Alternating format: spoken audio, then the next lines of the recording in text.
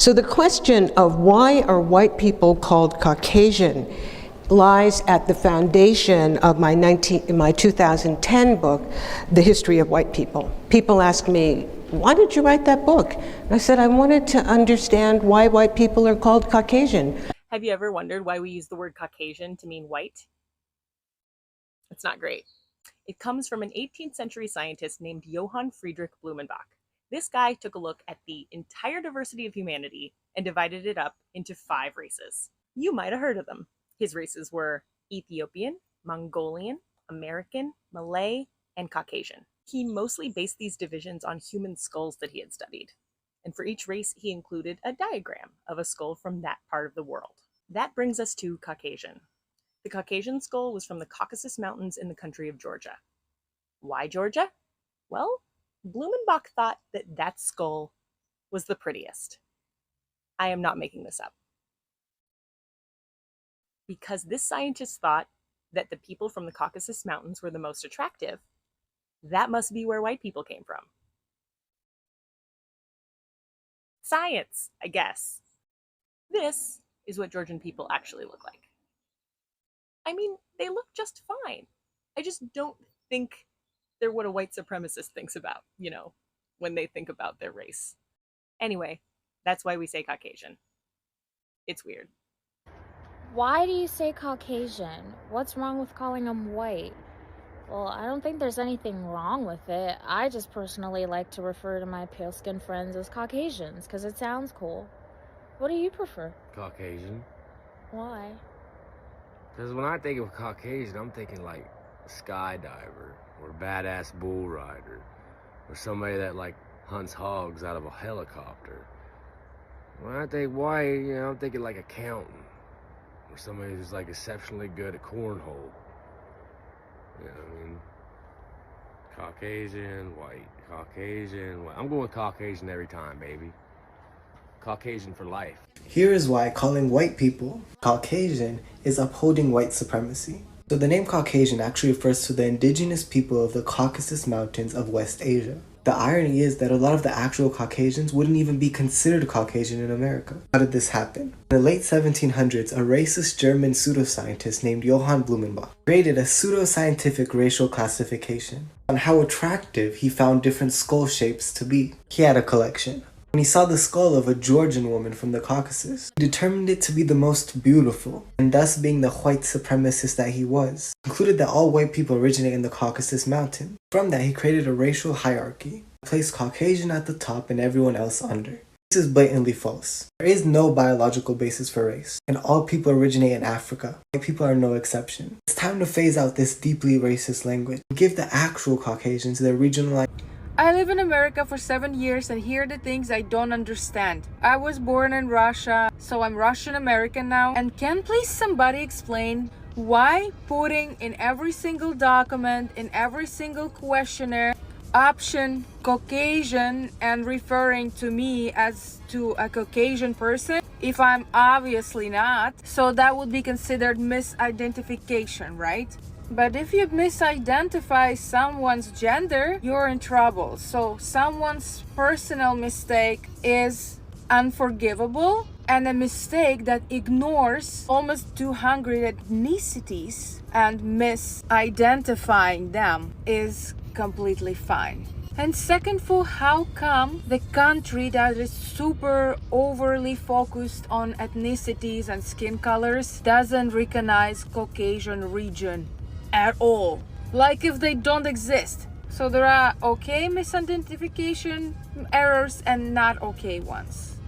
Got it. You know a white person? Do you know a Caucasian person? Did you think that those were the same thing? Well, they actually aren't, and today we're gonna explain why. The word Caucasian actually comes from the Caucasus Mountains, which is in modern-day Armenia, Azerbaijan, Georgia, and parts of Iran, Turkey, and southern Russia. The real Caucasians are the diverse peoples of the Caucasus, who may not fit the stereotype of what a Caucasian is in America, such as a lot of Caucasians practicing Islam, having close ethnic ties to Asian cultures, such as Iranian, and Turkic peoples. The reason Caucasian became attributed to white people throughout Europe is because of this guy, Johan Blumenbach. Early on during colonization, ideas about race were oftentimes pretty messy and incongruent, but in the 1700s, certain anthropologists started to build careers by adding to the lore of race by traveling and investigating the origins of different racial groups, or as I like to say, just making a bunch of stuff up. When Blumenbach traveled to the Caucasus Mountains, he thought the people there were the most beautiful in the world due to their skull shape, and that white Europeans had to have originated in that area as the middle ground of humanity. And he also thought that his 4 other races were devolved versions of the Caucasian race. Now the identity of the Caucasus has been taken by German scientists and his unscientific ideas to further the oppression of colonized peoples around the world. So when discussing race, it might be better to use the term white to refer to the racial group of people who have ancestral origins in Europe, as opposed to associating all of them. As a young American living in Moscow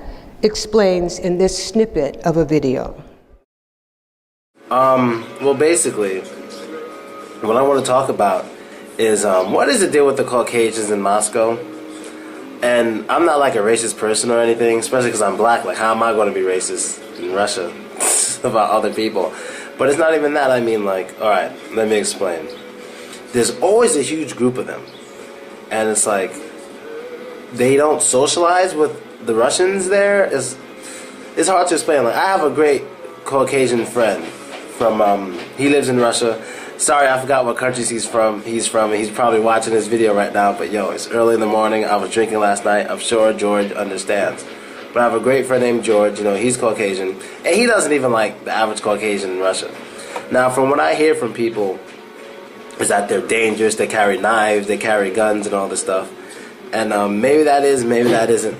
But I just want to know the deal, because apparently, from what I hear from a number of Russian people, that Caucasians are disliked more than blacks in Russia, like African black. And I'm like, holy crap, you know, they're hated more than us? I didn't think that was possible.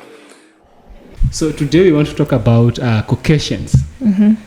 Are you aware of the Caucasians? Yeah. What do you know about the Caucasians? The Caucasian, when I hear the word Caucasians, I can relate them to the white people. Uh-huh. Yeah, I think it's a synonym for the white people. Well, why do you think we call the Caucasians? Why do you think we call the white people Caucasians? You don't know? Okay. We are about to find out why we call the white people Caucasians. The term Caucasian is a racial classification that has its origin in the works of the 18th century anthropologist and naturalist. The use of this term Caucasian, along with the classification of other races like Mongoloid and Negroes, reflects the historical and scientific context of the time and has evolved over centuries. Now we have this American doctor. She's going to explain, and we are going to watch it. Mm-hmm. She's going to narrate the origin of why we call white people Caucasians. From that, we shall be able to give you a critical analysis, where we shall also have a commentary. Okay. At least from that I'll learn about Caucasians. Yes. We shall all learn together. Okay. So without further ado, let's dive into the video. To the petitioner, that is Abigail Noel Fisher, who is Caucasian. Kennedy's statement prompted a New York Times reporter to ask, has Caucasian lost its meaning? And this article was on the 6th of July, 2013. I'm actually quoted in it. And the reporter, Shayla Dewan, notes in her piece, this is her quote, in 1889, the editors of the Oxford English Dictionary noted that the term Caucasian had been practically discarded. 1889. She continues, but they spoke too soon. Blumenbach's authority had given the word a pseudo-scientific sheen that preserved its appeal. Even now, the word gives discussions of race a weird technocratic gravitas, as when the police insist that you step out of your vehicle instead of your car. There is a short answer to my question, short but opaque. In the late 18th century, Johann Friedrich Blumenbach, an 18th century German scholar, assigned the name to people living in Western Europe, to the River Ob in Russia, to Northern Africa, and to India, called them Caucasian. It's a large group of people. Blumenbach enjoyed a scholarly reputation that gave his designation enormous heft, and it got picked up very quickly. Although the term Caucasian now has many synonyms, including white, it retains a certain currency by dint of repetition. So the short answer is that skull, you see. The fuller and longer answer is complicated, and it entails the history of scholarly exchange, Russian imperialism, and notions of human beauty. So the short answer first. Johann Friedrich Blumenbach, the father of physical anthropology, the father of scientific anthropology, called the people in Europe over to India, well into Russia and North Africa, Caucasians, because they were the most beautiful in the world. And here you have Blumenbach and the skull that inspired the designation. And Blumenbach says, also for the determination of the really most beautiful form of skull, which in my beautiful typical head of a young Georgian female, always of itself attracts every eye, however little observant. So the author of De Generis Humanae Veritate Nativa, written in Latin, Blumenbach had 82 skulls, and this made him an expert in human taxonomy. He made a five-fold designation, a taxonomy of human types. He called them varieties. And he arranged them from left to right. Now, this is not a hierarchical arrangement. Some of you may know Stephen Jay Gould's book, The Mismeasure of Man. Do you know that book? Yeah. So Gould shows a triangle with the Caucasian skull at the top. That's not the way Blumenbach laid it out. Blumenbach was a believer in the unity of mankind. He was a Black bibliophile in the sense that he collected books by Black authors. He really believed in the unity of mankind. So he arranged the skulls according to difference. So at the two ends were the Mongolian and the African, and he thought of them as the extremes. In the middle is the beautiful one. It's the gorgeous median. And that's the Caucasian. And then the ones beside the Caucasian are the American and the Malay, because he thought those were the intermediate races. So in short, Blumenbach's most beautiful skull, the one in the middle, gave this large group of people, which we can call white people, but it includes many others, the name Caucasian. Now, a fuller answer. We need to look at Russian imperialism and English imperialism, scholarly networks, and slavery.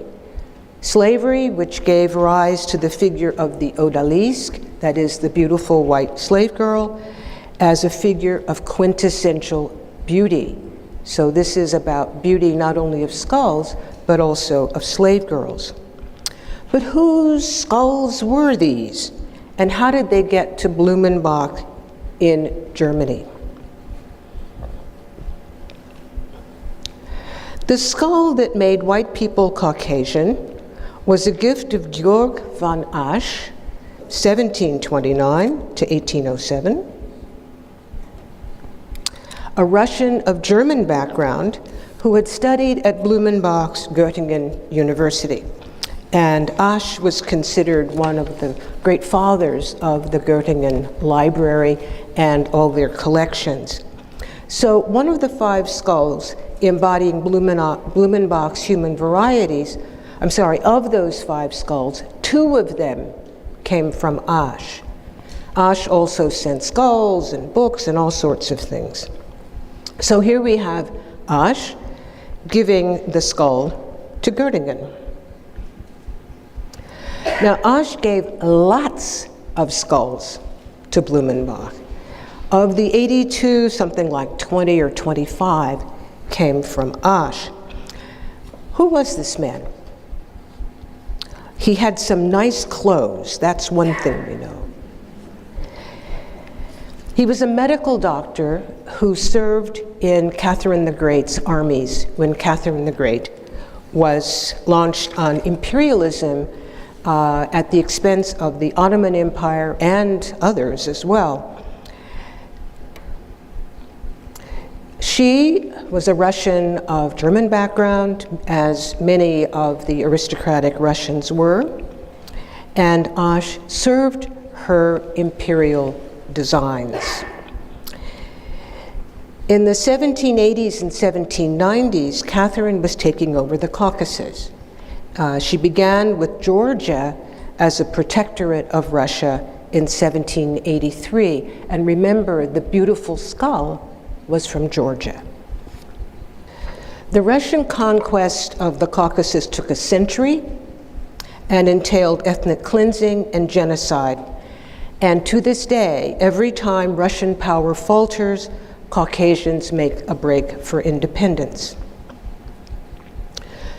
So, 2 of Blumenbach's 5 skulls from Asch. 2 of Blumenbach's 5 skulls came from a wealthy and influential, ultimately knighted English naturalist named Joseph Banks, 1743 to 1820. Banks had taken part in Captain Cook's first voyage to the South Seas in the 1760s, early 70s. And actually, for California, you know, you probably all think that eucalyptus are native to California, right? Where do they come from? And who brought them there? Banks. I mean, he didn't bring them here. But Banks was one of those people who saw things that would be useful in one place and said, why don't you take them somewhere else? So we can thank Banks for eucalyptus and acacia. He was a very wealthy young man, and as a young man he corresponded with Linnaeus, the father of taxonomy, and he actually employed one of Linnaeus's students as his sort of personal little Linnaeus. So he headed the Royal Society for many years, and he sent Blumenbach the skulls that Blumenbach labeled American and Malay. The Malay one was from Tahiti, and Banks sent his men in the Bounty over to Tahiti to dig up breadfruit. He said breadfruit would be a very useful thing to have in St. Vincent in the Caribbean. Good thing to eat, cheap. So he sent his men out to dig up the breadfruit. They spent months and months and months doing that, and during that time they made liaisons with local women. And one of the reasons for the mutiny on the Bounty was having to leave Tahiti to go to St. Vincent with the breadfruit. So Banks was also a connoisseur of skulls. And he sent the American skull and the Malay skull. So that's, now we've accounted for 4 of the 5 skulls. The 5th skull, which was labeled Ethiopian, came from a professor at the University of Utrecht in the Netherlands, and I have not been able to identify him beyond the name that Blumenbach gave and spelled it Stef Jo van Guns. Can't find him. But we know that the skull is female and that he called it Ethiopian. Blumenbach did not provide the names of 4 of his 5 skulls. He called them typical skulls. But he kept careful records, careful enough that the individuals begin to emerge if we look more closely and bring together the images and the words. So the Mongolian skull is the only skull with a name. It's called Mongolian. Blumenbach calls it Mongolian, but we know that the owner of it lived in Siberia. This is one of Ash's skulls. The Ethiopian, we know, was the common law wife of a man who brought her from West Africa, from Africa, to the Netherlands, and considering the traffic, probably she was from Ghana, what we now call Ghana, and we know that she died in Amsterdam in her 28th year. The American lived in the Caribbean island of St. Vincent, and this is the St. Vincent where Banks had close friends, including the head of the Royal Garden. So we know that the Carib chief's bones were dug up for Banks and then sent to Blumenbach. And then the skull labeled Malay belonged to a Tahitian, most likely one of the wives or girlfriends of the sailors whom Banks had sent to dig up breadfruit trees. The one in the middle, the Caucasian, a Georgian woman, very young by the look of her teeth. Do any of you know what used to happen to women when they became pregnant? What happened to their teeth? Lots of cavities and fewer teeth. So before the age of fluoride and good dentists, when women got pregnant, they very often lost their teeth. This woman has all her teeth. This is a very young woman whose fate was exceedingly unhappy. A young Georgian female, after her venereal sudden death, sent to the Theatrum Anatomicum for legal abduction. That is to say, after she died of venereal disease, a scientist boiled her down and sent her skull to Asch, and Asch sent it to Göttingen, to Blumenbach. The Georgian's death through sex and Blumenbach's linking of Caucasians with beauty belongs to a longer tradition. I don't know when the tradition started. I know it goes back to the 17th century in Western Europe. I suspect it may be of Ottoman or Iranian beginnings. Now remember Blumenbach's hymn to the beauty of his Georgian skull? Really the most beautiful form of skull in which my beautiful typical head of a young Georgian female. In this regard, Blumenbach joined a tradition dating back to the 17th century that called Caucasians, Circassians, or Georgians the most beautiful people in the world. And this, at least in that part of the world, is a tradition that lives on.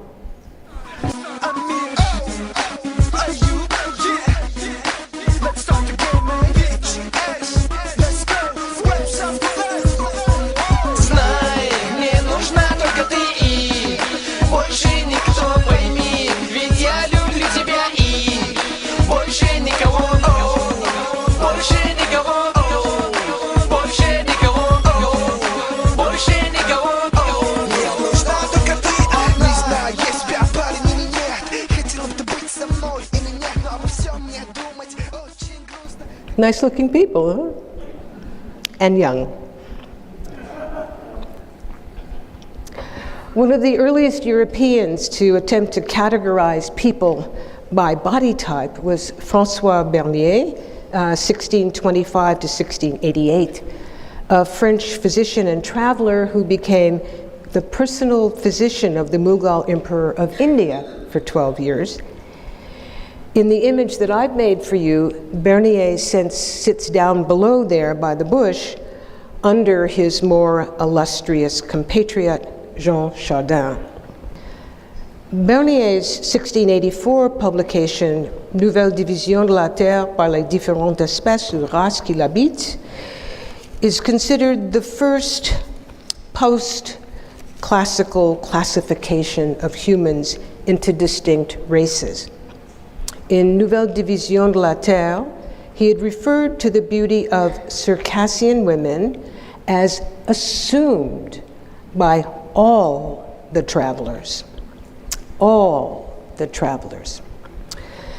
In a 1667 letter from Shiraz, Persia, Bernier described the burning of widows in India. At this point in his career, he was evidently going around watching widows being burnt, because he described several of the burnings, older ones, younger ones, and so forth. And at one burning, he was together with Jean Chardin, who was another illustrious French traveler who was also a jewelry merchant. It was Chardin's description of beautiful Georgians that Blumenbach quoted in his book as proof that Circassian beauty or Georgian beauty was agreed upon by scientists. Chardin's Journal du voyage de Chevalier Chardin en Perse et aux Indes orientales par la mer Noire et le Couchide, 1689. This book is the authority that Blumenbach refers to when he speaks about Georgian beauty. For Chardin, the blood of Georgia is the most beautiful in the Orient, and I would have to say in the world, for I have never noticed an ugly face of either sex in this country, and some are downright angelic. Nature has endowed most of the women with graces not to be seen in any other place. I have to say it is impossible to look at them without falling in love with them.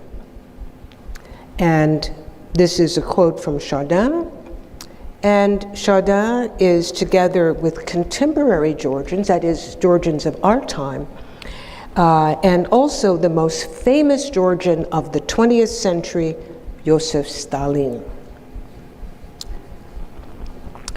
Now, by the time Blumenbach wrote in the late 18th century, Chardin's view was commonplace. And the world's most illustrious philosopher, Immanuel Kant, agrees with Chardin and with Blumenbach.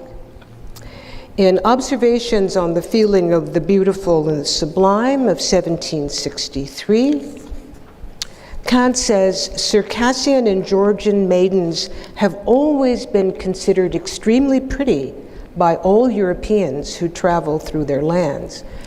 And Kant goes on to repeat something that appears over and over and over again in this literature, that the Caucasians, the Georgians, the Circassians sell their children, particularly their girls, to the Turks and to the Arabs and the Persians for reasons of what we would call eugenics, that is, to beautify the race. And then Kant and all the others slime the Turks by saying they really need it. Exactly. Now, much better known in the English-speaking world was a traveler and Cambridge professor named Edward Daniel Clarke, 1769 to 1822. Clarke wrote Travels in Various Countries of Europe, Asia, and Africa, first published in 1810, but republished and revised and republished and revised, republished in the United States as well. So Clarke was a much better known authority in the United States on this issue than Kant or Chardin or Bernier. And for Clark, again, as an eyewitness, he also testified that the women of the Caucasus are the most beautiful in the world. He was a tutor in Jesus College in Cambridge University, a member of the Academy of Sciences in Berlin, and the Cambridge Philosophical Society, and many other learned societies that formed an important scholarly network. So in Clark's work, the notion of Circassian beauty or Georgian beauty is taken for granted. Now, what is this lady? This is 1850s, a Circassian beauty in the United States. This is Barnum's American Museum, and in the 1850s and 60s, Barnum showed several women, all with afros, as Circassian beauties, the most beautiful women in the world, and for American audiences, examples of white purity. Now, why the headdress? Or why the hair? I mean, we know why the hair. She had hair like this and she let it grow. But why was this associated with Circassians? This is the headdress of Circassian warriors. So the woman in New York, her hair echoes the headdress. Now, over and over again, in the authorities I've mentioned to you, the idea of the beauty of Caucasians is linked with the idea of the slavery of Caucasians. So before the Atlantic slave trade to the Western Hemisphere shaped our ideas about what slave trades are all about, there was a slave trade from this part of the world, that is the Caucasus, Ukraine, Crimea, and so forth. And that trade goes back before the reaches of time. This is Herodotus. Herodotus, writing in the 5th century BC, writing about the enumeration of taxes and tributes paid to the Persian kingdom, collected from the lands that it controlled and the lands even far away in the distance. He said that a voluntary contribution was taken by the Colchians, that is the Georgians, and the neighboring tribes between them and the Caucasus, and it consisted of, and still consists of, that is in the 5th century BC, every 4th year, 100 boys and 100 girls. This was before Herodotus could even see the beginnings of it. I should add, Herodotus also mentioned a tribute from the southernmost part of the edges of the Persian world, and that was for people called Ethiopians, and what they owed was gold and ivory. People were not mentioned. So the Black Sea slave trade was the slave trade in the Western world until the 15th century, when the Ottomans captured Constantinople and cut the Black Sea off from Western Europe. At that point, 15th century, the Atlantic slave trade becomes the Western slave trade. So let's go back to Jean Chardin for a moment. His famous words of 1689 actually described a familiar experience in the Black Sea in the 1660s. This was Chardin, who was in the cameo there. Chardin was actually on a voyage to India to buy jewelry, but he couldn't go his usual way, the southern way, So he went through the Caucasus, which he hated. He hated it.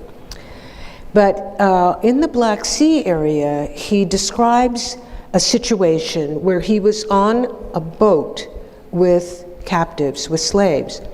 And he talks about one particular woman who was 25 with a smooth, even, lily-white complexion and admirably beautiful features. I have never before seen such beautifully rounded breasts.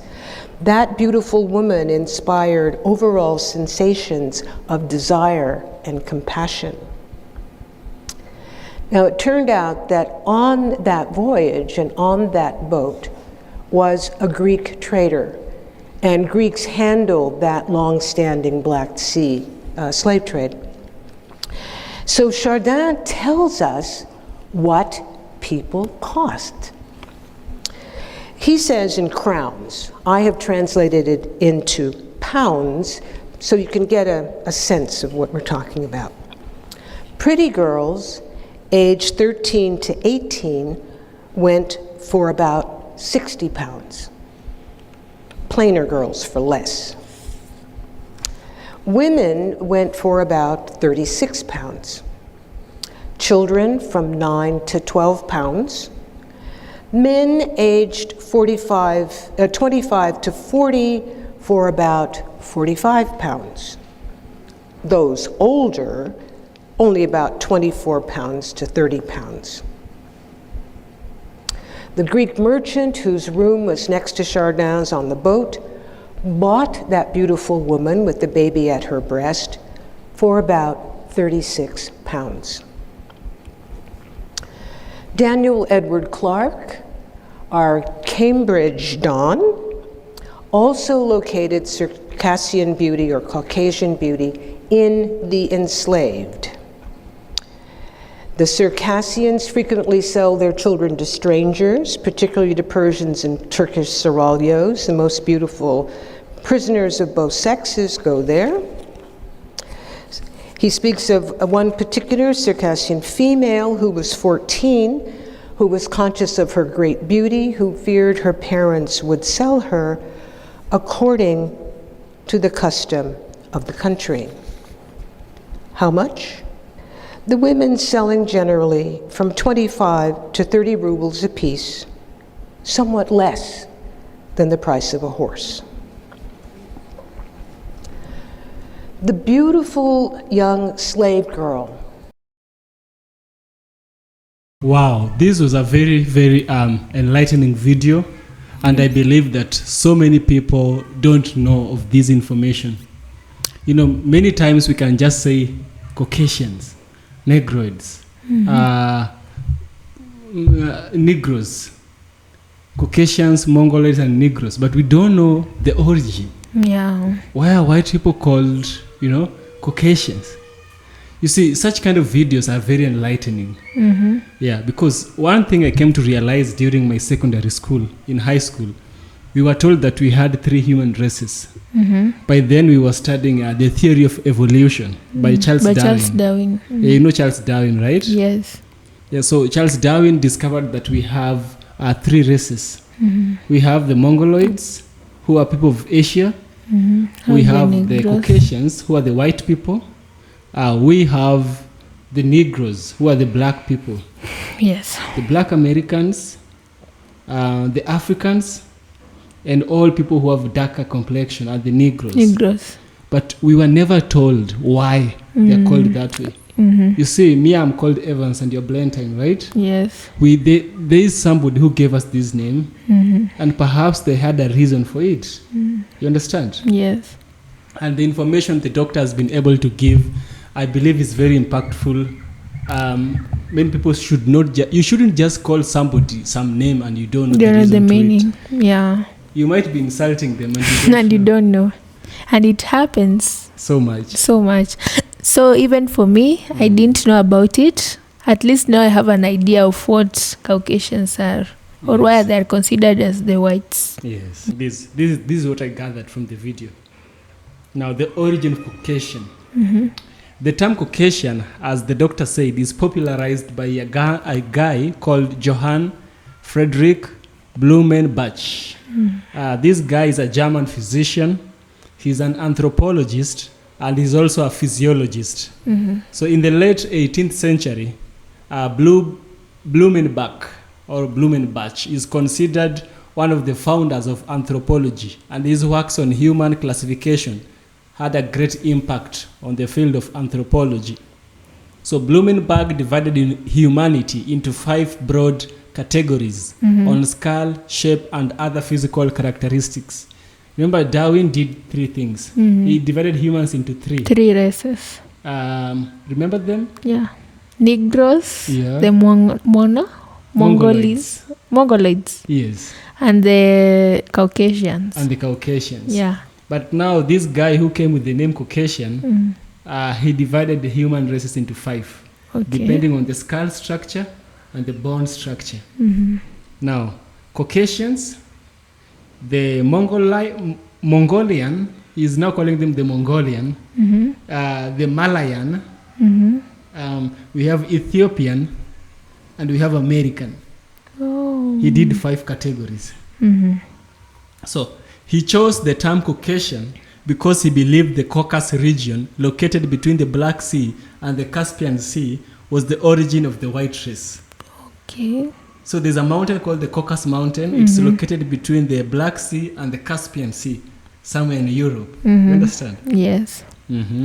So he considered the people of this region to be the most beautiful and the original humans. Are they the Georgians, if I'm right? According to the I had doctor, 2 doctors, yeah. people from Georgia, people from those countries around the Balkan countries. They're the most beautiful people. He according to Johan Blumenbach, and he also said that the original human beings. To him, human beings started in Europe. Okay. He was even defying scientific evidence. Mama Blentine, Yes. where did humans come from? We have the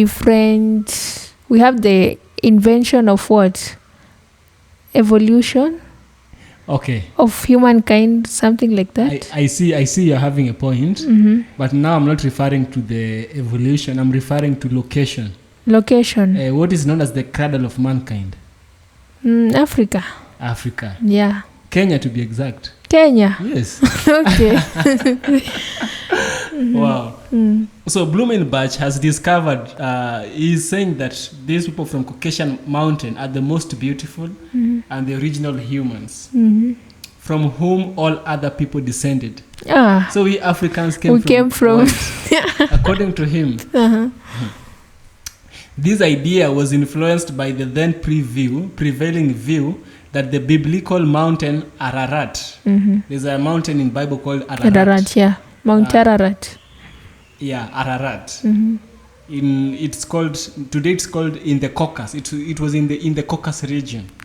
It was near where Noah's Ark came to rest. So he's saying, because the Caucasus mountain is close to where Noah's Ark came to rest. Remember, during the times of Noah, there was so much flood. And he saved a lot of people. Yes. Yes. I think he saved his family and animals. Oh, some people refused to enter the ark. They didn't believe in him. Yeah, they thought he was joking. Yeah. Did the flood scheme. Now, what follows is that because Noah's Ark was found in the Caucasus region, and because Noah is the only person who carried the last remaining humans, because all humans perished on the floods. Yeah. You see where his reasoning is coming from. It's a logical reason, by the way. Yeah. But we don't have proof that Noah was white. Yeah. Nor that's black. We also don't have proof he was black. Yeah. We know he was human, but he was human of that time. He looked like the people of that time. Yeah. So according to him, because of Noah's Ark settling at that area, that's where humans originated. Yeah. And that white people are the most beautiful. We have black African women who are so beautiful. I think he's now a racist. He's having that racist ideology. Yeah. Nothing you've heard yet. More is coming. Tell me. So, Blumenbach classification was based on the measurement and examination of human skulls, a method known as craniometry. Craniometry. Okay. The crane, the skull is called the crane. The crane, yeah. It has a special bone. You know, you can open this bone and do your things and return it. It has an opening. It's like it was made with a door. So the science of studying human bones and all that is called craniometry. Okay, craniometry. Okay. Studying and measuring. So he believed that physical differences among humans were due to environmental factors and that all humans were fundamentally of the same species. That point is right. However, his classification contributed to the racial hierarchies that later entrenched in scientific and popular thought. It was obvious that whatever he was going to say, that whatever he said was racial. Racial, yeah. And this clearly affected scientific thoughts that followed up after his ideologies. You understand? Where I don't agree is that physical differences among humans were due to environmental factors. Physical differences? Yes. Like height, big body, face, fatness, thinness. Due to environmental factors? According to him. I kind of agree. Okay. I kind of disagree. Do you know why? Why?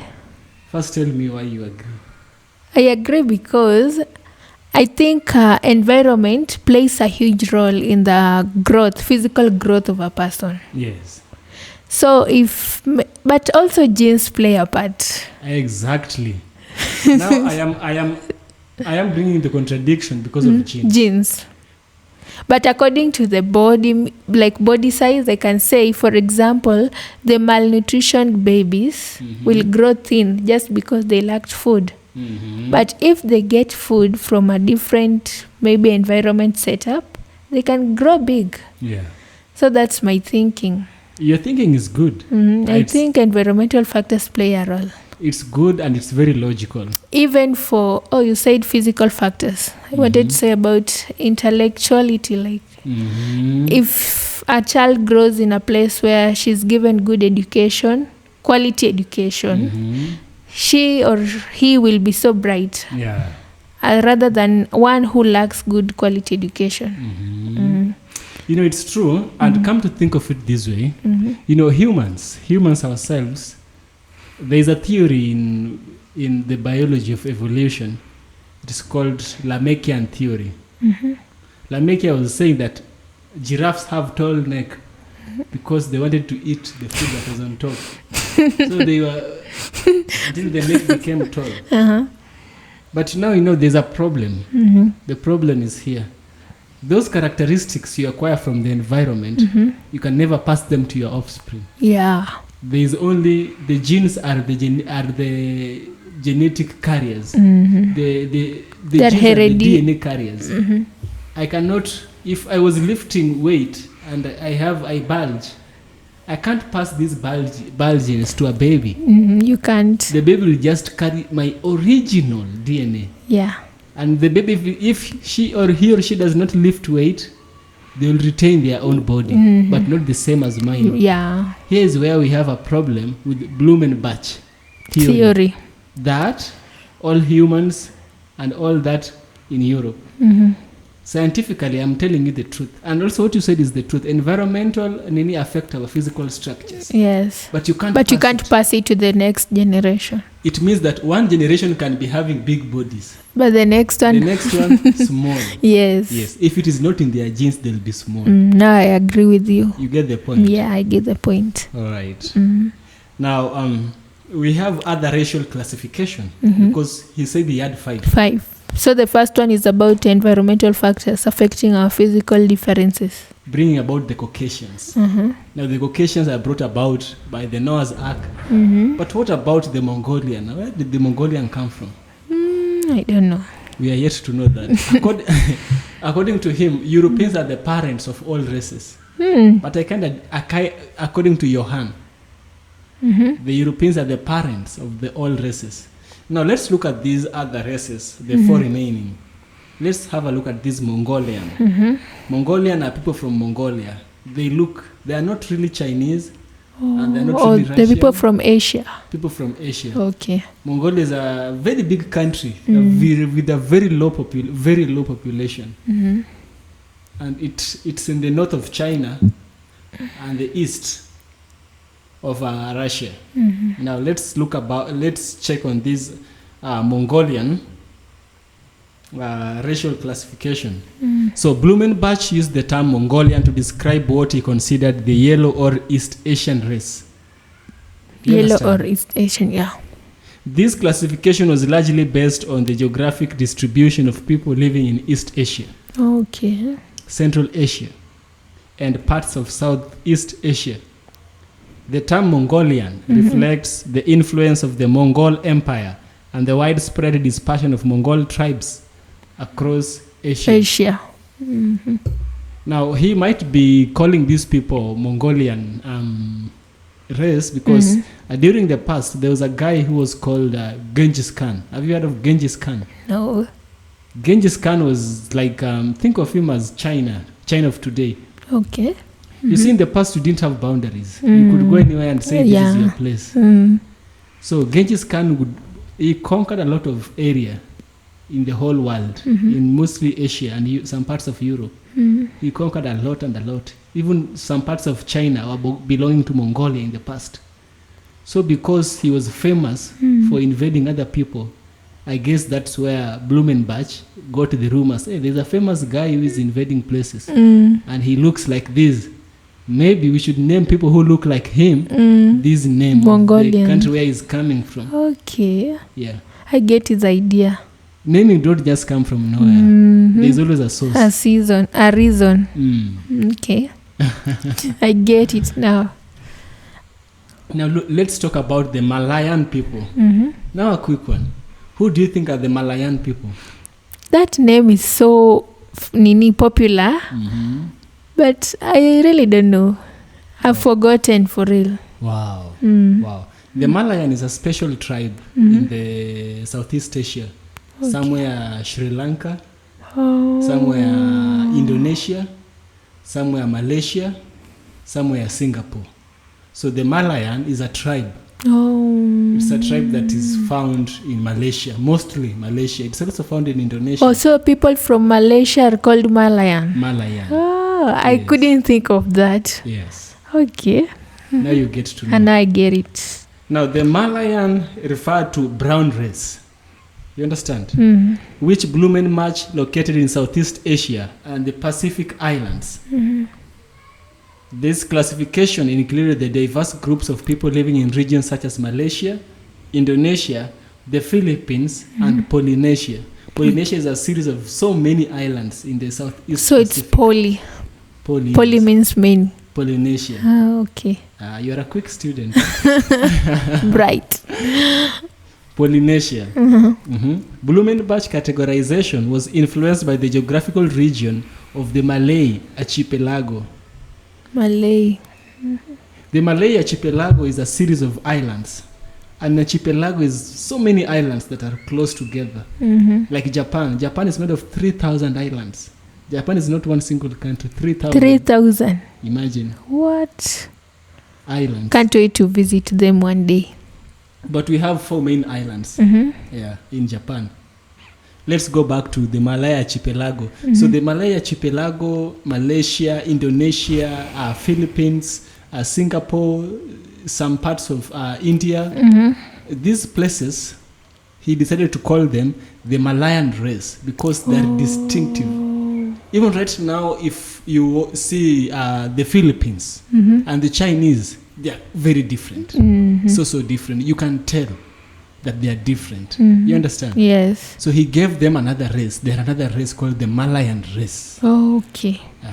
Because they are from the Malaysian islands, the Indonesia, the Sri Lanka, the Polynesia, and the Philippines. Okay. Yes. I get it. And the third person, the third category he said was the Ethiopian. Okay. Ethiopian. From Ethiopia. But I think Ethiopian is now a representative of Africa. Okay. Yeah. So the Ethiopian term, Ethiopian was the term Blumenbach used for the black race, primarily located in sub-Saharan Africa. The classification derived from the ancient Greek words aethipos, meaning burnt face, and was used to describe people with darker skin. Now us. Yeah, the classification derived from the ancient Greek word aethopos, which means people with burnt faces. Okay. So when something burns, it becomes black. Yeah. This person was very racist. He was a racist person. Yeah. He says that people are beautiful. He calls Africans with burnt faces. Hey, really? He's a serious racist. And this term was used to describe the people with darker skin. Blumenbach classification of European included a wide range of ethnic groups. You understand? So Ethiopians is a representative of black people. That is the Ethiopians. Representative of black people. So right now we have Ethiopian, we have Malayans, we have Negroes, Mongolians. So from this video, we can clearly see that this Blumenbach guy is a racist. Why would he say that Africans are burnt faces and Europeans are the most beautiful race? He's so racist. So much racist. I wonder why his works were published, but for scientific studies, his works just had to be published. Yeah. Now let's go to the last race according to Blumenbach, who is now the American. The American is the who American. was missing. Oh, okay. Yeah. So Blumenbach referred to the indigenous people of the Americas as the American race. This group included the native population of North and South America. His classification was based on the geographic distribution and physical characteristics of these people. Do you know who these people are? The Americans. The original inhabitants of America. Not really. Oh. So have you watched the movie called Wind Talkers? No. I'm not a fan of movies, actually. Now, if you try and... There is a tribe. There are people who are in the Americas before even Columbus went there. Columbus was just a liar. He never discovered any place. So the Native Americans are people who are there in America before the Europeans came. The people who we have in America today are not the original inhabitants. Even black people are not. It is the Red Indians. Oh. They are called Red Indians because of some another history. So these people included the tribes such as Cherokee. There's a tribe called Cherokee. There's a tribe called Navajo. Yeah, and there Cherokee and Navajo. There are also other tribes as well. Yes, these people really helped America during the World Wars. So these are the original inhabitants of America. Yes. Okay. And you can find them today. They are still there, but they have really their population have really went down because people are chasing them outside their homes. Yes. Yeah, it sounds, it's not true, but it's true. That's sad. So today they live in the forest, in the Amazon forest. They are there, like they're living like they're still in the Stone Age period. Just imagine. That's sad. Yes. How do they survive in the forest? They just eat like they are living in the Stone Age period. To them, we don't have 2024. Just okay. They're just okay. Okay. I can't imagine myself living in a forest. But those people are. So these people are the ones that Blumenbach is referring to as the who? The Americans. The Americans. Okay. Yes. You see, Blumenbach ways are weird. So weird. Now, the evolution of racial classification. Blumenbach racial categories, while influential, were not the first or only attempts to classify human diversity. Each scholar, such as Carl Linnaeus, had also created a system of human classifications. often based on a combination of physical traits, geographic location, and cultural practices. Linus, for example, divided humans into four categories: Americanus, Asiaticus, Africanus, Europeanus. Okay, Americanus, Asiaticus, Europeanus, and Africanus. That's easy. Throughout the 19th and the 20th century, racial classification became more rigid and were often used to justify colonialism, slavery, and racial discrimination. Scientific racism emerged, with scholars attempting to link race to intelligence, morality, and social behavior. Do you think there's a race that is more moral than the other? Yeah. Which race do you think is more moral than the other? I think for the blacks, we are more moral than the white. Yeah, because if you check, for example, our dressing, you can't compare with the white how they dress. Yeah. To them, it's normal, but to us, there's some kind of dressing. When we see how they dress, it's an abomination. But for them, they're okay. They can just walk in the street in shorts, and maybe for the ladies, in shorts and small tops. But here you can't, unless you live in the town, like in the city, mostly, not just here within the area. And that is all thanks due to our tradition, our African tradition. Also, I think for us black people, we have a tradition. What are they called? The rules, societal rules or expectations. And for them, I think they're just living freely, right? They don't have to follow a certain. For example, if we are married, you can't just go and to your in-laws and associate with them anyhow. You have to give them respect. But for them, I see most white people, they sleep together like a whole family. They are just in the same house. In the same room. Yeah. I've seen that as well. So that's why I think the black. I'm not a racist. No, you ain't. But I think we are more moral than the white. Black girl says that black people are more moral than the white. That makes a good topic on a video. Yeah. All right. Don't take me wrongly. You know, some will say that. I know. People will try to say that I'm being a racist by saying that. But that's my truth. I stand for that. Yeah, you stand for We truth. are more moral than the white. Oh, it's okay. It's okay. But in the overall, in the totality, Africans really preserve their values. For example, homosexuality. We don't accept that. Yeah. And we obey the rules of the land, which are also the rules of God. Most of the rules, not all, of the land are the rules of God as well. Ideas of Linus and other people are ideas that have since been discredited by modern science, which recognizes that race is a social construct with no significant genetic basis.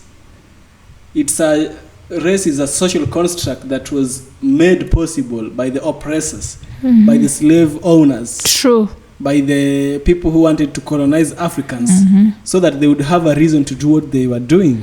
You understand? Yes. So today, anthropologists and scientists understand that human genetic diversity cannot be neatly categorized into discrete racial groups. The concept of race is recognized as a complex social and cultural phenomenon rather than a biological one. Modern human population are the result of millennia of migration, interbreeding, and cultural exchange, making simplistic racial classification both inaccurate and misleading. So race is just a social construct, and this idea of race, white, black, 1,000 years from now, we won't have it. Yeah. Because people will have intermarried until you don't have pure breeds. If it is. I also think it should come to an end. It should. This racist thing. Because we are one. We are all human. We all have the same needs. We have the same universal needs. We need to eat. We need to have shelter, clothing. Like, we should look at each other past our colors or our races.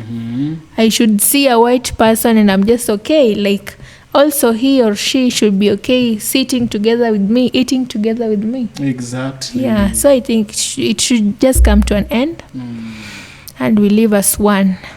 Now, going back to the original question, why do we call the white people Caucasians?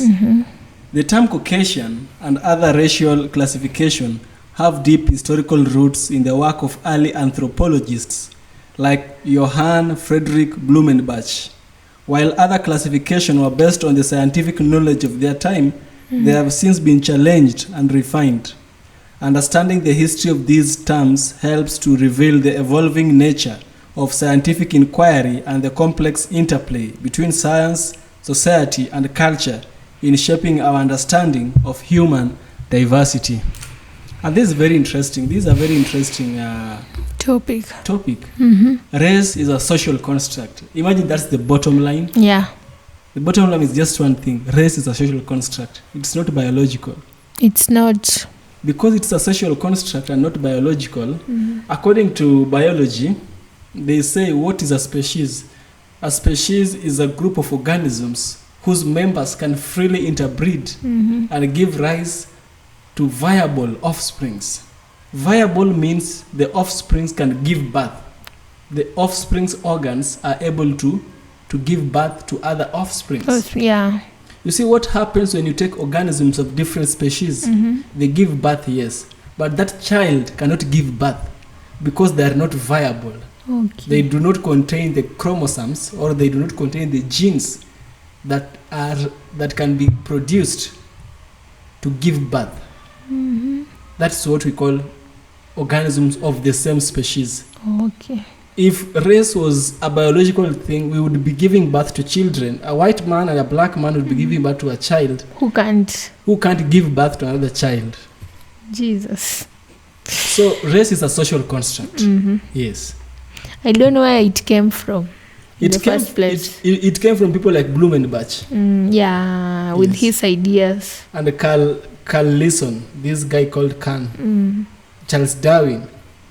They came with the concept of race. But in 1,000 years from now, we won't have any race. Because I think also God in the Bible, like he made Adam and Eve. Yes. We never knew, were they black, were they white? I think even the white and black words should just be eliminated. We Yes. should just call each other humans, Yes. people. Yeah. That's what I think. I agree, but on the question of Adam and Eve, God said he took that soil. What is the color of soil? Brown Brown or red? or We red? don't have white color. We don't have. Do we have white soil? No. Yeah. Thanks for watching.